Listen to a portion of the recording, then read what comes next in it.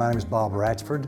I'm the Chief of Police here at the University of Tennessee at Chattanooga. Hi, I'm Stephanie Rowland, and I'm the Title IX Coordinator here at UTC.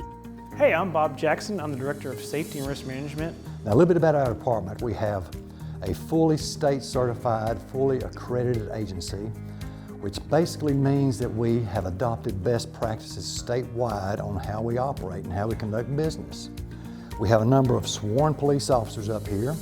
We have a number of security officers as well. Now, you'll be able to recognize these individuals. The police officers will be dressed as I am in the blue uniforms. The security officers will have a slightly different color shirt, and you'll be able to recognize them just by the same similar duties that they're going to be performing, but the police officers have the powers of arrest as well. We've had some active shooter training that we have actually practiced our procedures and performed actual scenario-based incidents with our local agencies having jurisdiction in Chattanooga and Hamilton County, as well as worked with the federal agencies as well. We've had some Stop the Bleed training, which includes Narcan training as well for any type of drug overdose. We also have annual force training conducted on an annual basis, which consists of tasers, batons, and pepper spray. We do conduct this type of training and conduct crisis de-escalation training as well. And like I said before, we do practice these scenarios with our local agencies. Title IX is a federal law that prohibits discrimination based on sex in education programs and activities that accept federal funds.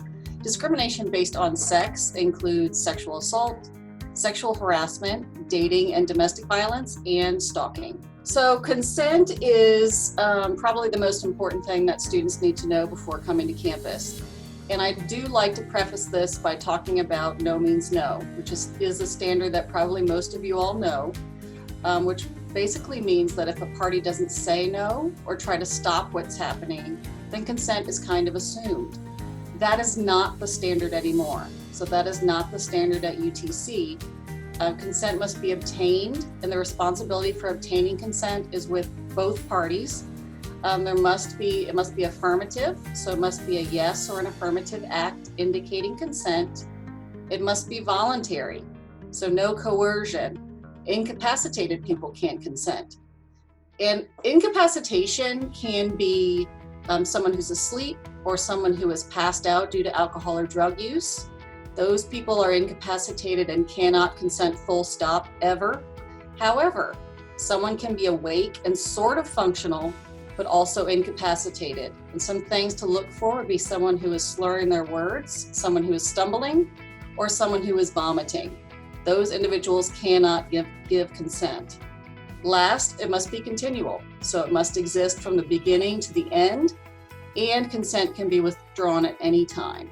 So students can report to the university, to the police, to both, or to neither. So if a student reports information to UTCPD, they are what's called mandatory reporters, which means that they will also provide that information to my office, and I will reach out to the student. If a student reports to Chattanooga PD, for example, that's not the same. So the student would have to report it to both the university and the police if they want the university to take action. All faculty and most staff on our campus are also mandatory reporters. What that means is, in addition to providing students resources and other information, they will also be reporting that information to my office. Students can also come directly to me to report, and they often do. Students can call me or email me. My information is on the website. And also students can go to the Office of the Dean of Students or to the Office of Student Conduct to make a report. Now, we do also report CLERI statistics, which are basically crime statistics. We're required by law, by federal law, to report these on an annual basis. This can be found on our website as well. Heaven forbid, should you become the victim of a crime, you can contact us by a wide variety of means and just let us know, and we'll send an officer to your location to take the information that you want to give us. Now, we do investigate these crimes fully as well. One of the things that we have available here to us at the university, that the university has provided for the faculty, staff, and students in the campus community itself, are a number of cameras scattered throughout the campus at various high traffic locations, including exteriors of residence halls to where we can see who's coming and going. We don't have the personnel to monitor these because we have over 900 cameras on campus. But we do utilize all these cameras quite regularly as a tool to help us resolve issues and resolve crimes. We have a program called Safe Mocks, which is our way of bringing training and education out to campus. We encourage everybody to be a safe mock on campus, and we can help you get there to empower you with the knowledge to make good decisions on campus, whether it's fire safety in your apartment on campus or your apartment off campus. If it is knowing more about weather, being a weather watcher, and knowing how to take appropriate steps for tornado safety. When a call goes out for bad weather around our area, we make sure we inform the campus by way of the UTC alert system, which is sending a message to text message to cell phones. We can send messages to the campus computers, to the desktop, messages to what they're called alert beacons, which are little yellow boxes over most of all the exit doors on campus, which in essence acts like a text message for the building itself. We are so excited to share an improvement to the UTC alert system. With the cell phone number that you provided during registration, you are now automatically registered to receive UTC alert text messages. Just make sure to keep your cell phone number current by verifying your personal information in your MyMox account. You can easily go to your MyMox account at mymox.utc.edu. So within the Safe Mocks education program, we have flyers, handouts, as well as little wallet cards which say on the top, "Know what to do." And they address a multitude of different situations. They can address chemical safety situations, they can address fire or active violence, active shooter situations. And really they're just a few helpful tips on what you might think about. It's not a to-do checklist, it's just keep getting your mind thinking about what I would do if a situation were to occur. And we really encourage folks to get in touch with us, whether it's email or phone. Let us know what's on your mind. If you see something on campus that you feel needs to be addressed, absolutely let us know. Whether it's a campus solution or a City of Chattanooga solution, we work with all our partners to get that done as fast as we can. So once a student makes a report, I will then send them an email that has confidential resources and non-confidential resources and explains what those are, and also explains how to make a formal report to the university, which involves working with me or working with the Office of Student Conduct. So in addition to that email, I will also call students to talk with them about our resources. So it's really important for all new mocks to make sure that all of their information, including their cell phone numbers, are completely up to date in MyMoxNet. You come to a location and you leave your lights on, you have a dead battery when you get back at your car. We provide motorist assist also. We're not going to leave anybody stranded should you have a dead battery. We've got the cables, we'll come jump you off and get you on your way. We have the vehicle entry tools as well. Should you lock your keys in the car, heaven forbid, I've done the same thing. I've done it in the patrol car as well. But should you lock your keys in your car or need a motorist assist, please let us know and we'll come down there to help you. We're not going to leave you stranded. Should you lose something, should you misplace something, should you go back to a classroom and think, well, my book bag was right here and it's gone now, I don't know what happened to it, please contact and let us know. There are a few places around campus that do collect this property and will give it back to us within a day or two. And just because if you call us immediately, we may not have it, please touch base back with us at a later date and we'll see if we've got it in storage. Every year we partner with Enrollment Services and Student Affairs and Student Government Association, and Dean of the Students Office particularly, to do what's called Safe Walk. And we bring out the best professionals within all of your emergency services, which is safety and risk management plus police. We also partner with campus facilities, parking, housing, and we literally walk across campus with the students to look for items that either they are aware of or they've learned of. These are campus leaders on the student body to let us know what they see on campus that concerns them. If lights are out at night and it's dark in a certain area, we look out for that. Whether it's a crack in the sidewalk or a parking situation, we're making sure that you have a voice as a student body to reach us anytime.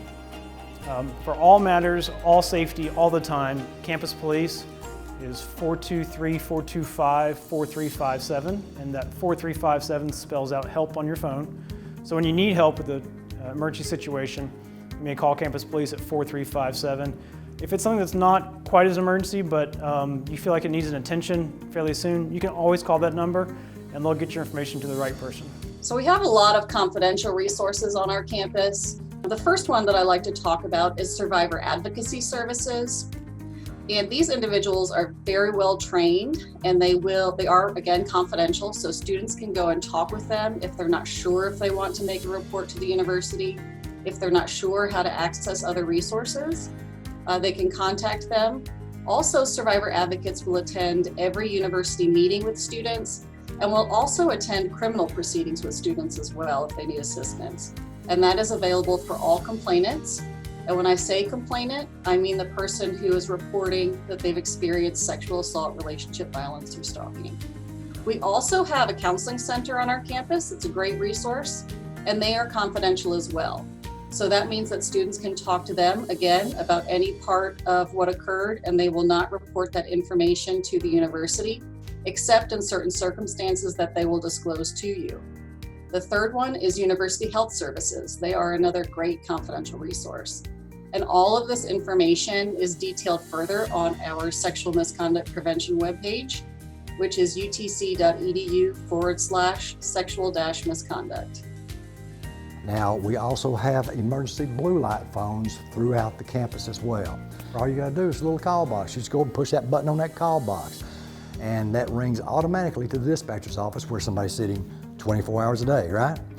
They also are able to tell from the dispatcher's office exactly where you're calling from. I don't care if it's a building, I don't care if it's a parking lot, it'll tell them exactly where you're coming or where you're calling from. Now, this is another thing to remember also. Should you feel like personal safety, I'm gonna hit on that one more time. Should you feel like there's something, the hair on the back of your neck standing up, I was talking about that a while ago, something's not right about this situation. You can't talk. You can't tell about this person that's over here in the parking lot as well. All you have to do is just push that button right there, and if you can't talk, you can't say anything, they're going to automatically send an officer over just to see what the problem is, because this functions as a 911 emergency phone. And don't feel like it's got to be the sky's falling or the earth's opening up or anything like that before you utilize that button. It could be something like locking your keys in your car. Suspicious activity. Somebody's circling the parking lot, they may be looking for a parking space, they may be casing the cars. Don't know, something makes you just uneasy about a situation, utilize that emergency phone blue light box. We'll send an officer over there just to address it and just to see what the problem is, just to make sure that everything's okay. If you see a light on campus that looks dark or looks like it's out, please let us know. It might have been in between months. Every single month, Campus Police spend days just looking for lights on campus to identify which ones are out and which ones need repaired as soon as possible. But please let us know if you see one anyway. It might be the light went out yesterday and we checked it 2 days ago, so we want to make sure we get on top of that. Some of the things I want you to do to take care of your own self as far as your personal being, your property and everything, you need to have some personal contact information. You need to keep it up to date. You need to keep it up to date with the university. A lot of times people will move, they'll change their phone numbers, they'll be incomplete.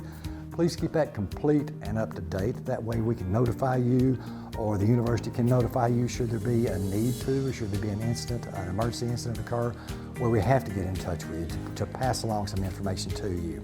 I want you all to be looking out in your email for sexual assault prevention for undergraduates. You'll receive information around July 1 about how to complete that online module. It is due by August 13th, so make sure that you get that done, or we will send a lot of emails to you to remind you.